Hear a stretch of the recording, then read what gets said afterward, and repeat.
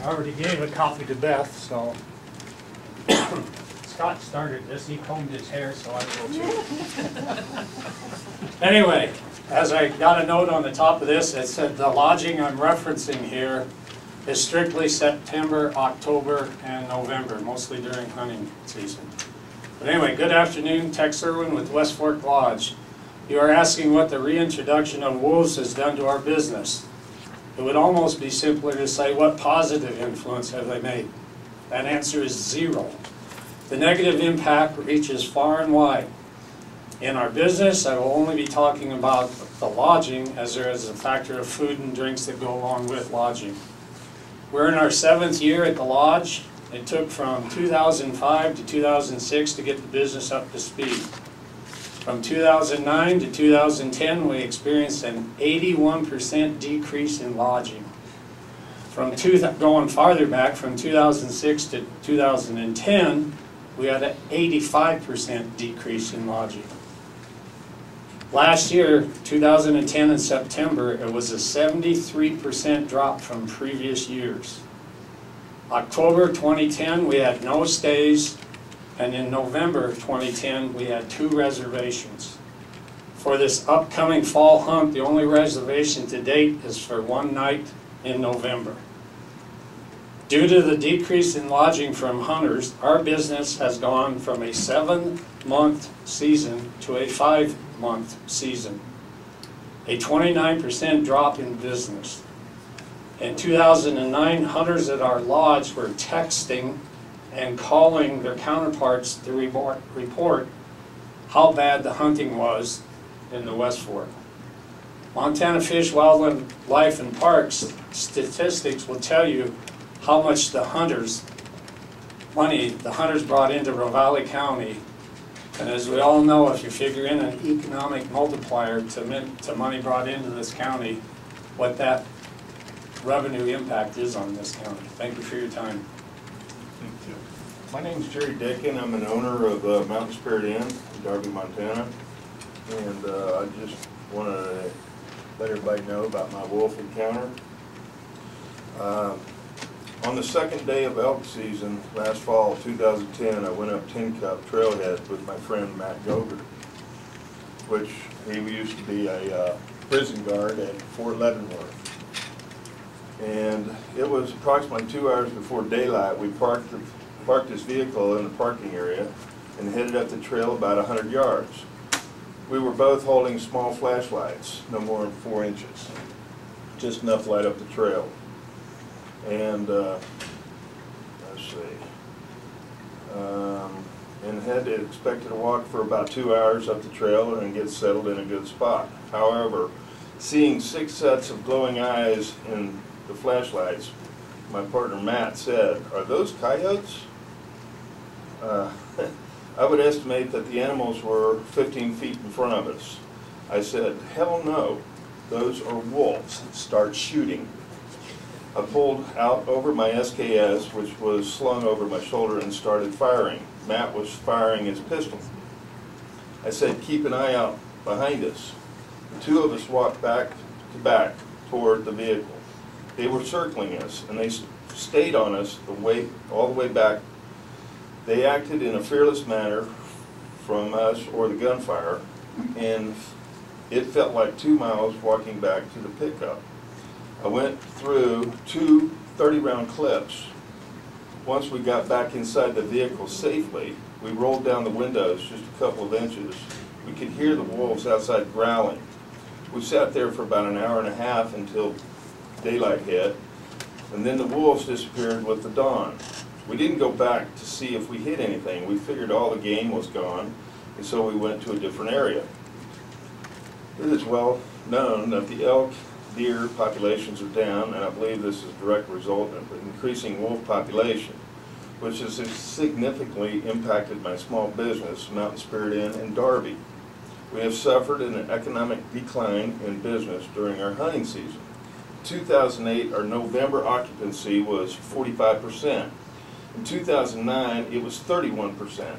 And last November, it was only 23%. The impact on revenue is that from November 2008 and to November 2010, it dropped at 1 month by $5,992. There's a reason why the wolves were eradicated in the 30s. Thank you for your time. If anybody would like that. Hi, hello. Excuse me. My name is Eli Hansen. I live on the West Fork, about 16-mile marker. I'm fourth generation Bitterrooter. Both my grandfathers worked and lived in the area and hunted and made their livelihood in the valley, and my parents have from time to time also over the years. You know, my grandfathers taught my mother and my father how to hunt. Some part of that on the West Fork. I'm blessed to have some young children now. I got a boy that's 13 years old, and for the last 2 years I haven't been able to take him into the woods to go hunting for elk, as my father took me and as my grandfather took me also. You know, and so, you know, we've really been impacted. It's changing our life. It's you know, we've depended for generations on getting a little meat out of the woods in order to supplement the refrigerator. If you guys don't know, we're kind of economic hard times, and that bit of meat in the freezer makes a big difference to us. And plus, we feel it's healthier and more beneficial for our children. But we can't make those hunts now, and we attribute that directly to the impact the wolves are having on us. So we, you know, everyone else is covering a lot of the economic stuff. This is pure social, and you know, I know my son's disappointed that I can't take him hunting out there. Well, we can go somewhere else. But we just want you folks to do the best you can to take into consideration, you know, all the various factors, and including you know, there's people that live here too. But these wolves need to be taught a little bit of a lesson. The best lesson is bullets over their ears, whether you hit them or not. At least they'll stay out of our yards. So we'd like you all to help us out with that. I live by Stevensville, St. Mary's Road. I don't live way up in the sticks. I live down on the valley floor. Greg knows where I live. This last year, in order to get any production off my hay field, I constructed a DOT style fence that you see, 8-foot tall fence with posts. Last year, that same little 10-acre field close to the house brought in 432 bales. This year, after having to reseed and on the first cutting on it from fresh planting, I harvested 941 bales. So it shows how much government livestock has been feeding off of me in 1 year. Not to blame the game. I'm a hunter, I love the game myself, but I feel that the wolves have pushed them down, and once they've gotten down on the valley floor, they've been accustomed to it, and that's where they've been staying. I lease some ground on the other side of the valley that's still down low, North Burnt Fork. 2 weeks ago, this is a colt that was attacked by a mountain lion. You can have the picture. The lions, they follow the game.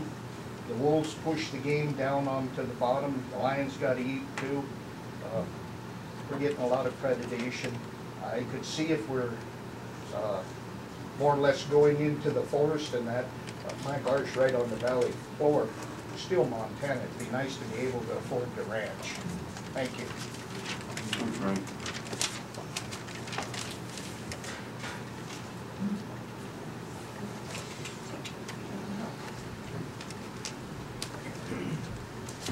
Hi, my name's Carla McDonald. Yes, my name's Carla McDonald. I live out on Ambrose Creek Road, just this side of Illinois Bench. And we've lived there almost 20 years. And I never thought about the wolves much, like a lot of people don't, until all of a sudden they're in your neighborhood. And you find tracks in your driveway, and then you start reading more. And what really started me thinking about it was when the Bolins had the cows run through their fence and down into the valley, and the mules killed. I have 2 mules. My husband's a retired game warden, and we're in an experimental area, so he's not at all worried about it. But when the elk came down, they were silent, totally silent. The cows didn't chatter, the bulls didn't bugle, there was no sound. And yet right across the street on Lease Lane, in between houses, where there's kids' playgrounds, here's these wolves standing there staring at us like, look pretty tasty. And so we have livestock all around us, and sometimes they panic at night and sometimes they don't. But if you've been up into the Sapphire Wilderness lately, it's spooky. There is nothing up there. There is no life, there's no birds, there's no little animals scurrying around. There's nothing up there. These elk are not going to go back up into the wilderness. The wolves are not going to go back up into the wilderness because there's nothing for them to eat up there. My question is, when they run out of stuff to eat down here, which will probably be shortly, what are we going to do with them? 18 wolves out of the wolves, there's 18 wolves between my house and the highway. And to kill 18 wolves is nothing. We've been told that there were a certain number of wolves here, and there's about 3 times that many. They have admitted it to me that they lost track, that they count the collared wolves, and that they're also counting these wolves like they would the Eremotus wolves rather than Occidentalis, that they only mate with one, that the alpha male only mates with the alpha female. And that's not true. They mate. The reproduction rate on the wolves is 32 to 50% from what I can read. And I also read in one of the reports that if you killed 95% of the wolves for 10 years, you would still not get back a sustainable amount of elk for these wolves to eat. I miss the wildlife. I moved from Jackson, Wyoming, where my daughter has told me about the destruction of the elk there. She misses the wildlife. We don't see moose, we don't see deer, we don't see elk like we used to, unless they're huddled down and scared. I've asked any number of people what they intend to do when we run out of food for the wolves, and nobody seems to tell me. So if y'all can come up with some answer, I would sure appreciate it. Please come.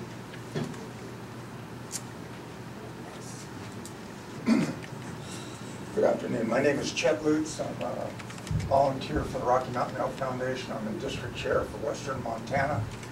And it's the last 10 years, the Rocky Mountain Elk Foundation has spent a little over $400,000 on projects here in the Bitterroot. I also live here in the Bitterroot. I live in Victor. I hunt and fish here. It's our position that we would appreciate, we worked hard on bringing developing habitat and bringing elk back in all over the U.S. and we would appreciate anything that you folks could do to help manage the wolves. We feel that it's an absolute, it's absolutely ruining the resource, and it's taken away lots of revenue from local folks, and the opportunity for us to do projects in areas where there are elk. We look to improve habitat, but if we can't do it because we're wasting our money, then that's a whole other story. So we would really encourage you to do whatever you can do to help maintain. We feel that it's time to manage the wolves just like any other resource. We don't want to kill them all. We feel like they need to be managed. Just like, when there's too many elks, too many deer, we issue more tags. So something needs to be done, folks. Thanks. Thanks, Jim.